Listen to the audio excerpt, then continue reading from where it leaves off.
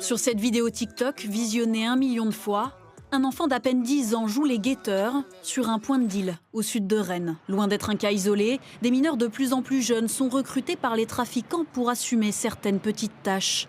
Des enfants, majoritairement des garçons scolarisés en primaire, sont sollicités sous les yeux des habitants. Les trafiquants savent aussi que la justice ne pourra pas condamner ces très jeunes guetteurs. En France, la loi considère qu'un enfant de moins de 13 ans est incapable de mesurer la portée de son acte.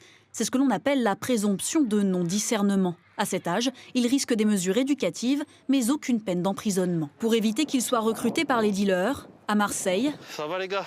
Mohamed Ben Medour, médiateur, arpente quotidiennement les quartiers difficiles de la ville pour sensibiliser les plus jeunes aux dangers du trafic. Sur les réseaux sociaux, ces jeunes nous affirment être régulièrement sollicités par les trafiquants via ces petites annonces. Ça c'est, tu commences à 10h, 17h et tu finis à 17h22, tu prends 100 €. Si eux nous assurent ne pas s'être laissés tenter, le médiateur le sait, à cet âge, les adolescents peuvent rapidement être influencés. Ce qui les fascine, c'est d'avoir ce statut social. Mais quand on est patron de réseau, on reste quand même un cadre à leurs yeux. Comme si on était cadre dans une grande société. Une fois pris dans l'engrenage du trafic de drogue, ces petites mains se retrouvent aussi en première ligne des guerres de territoire entre bandes rivales. L'année dernière, 47 mineurs ont été tués ou blessés lors de règlements de compte.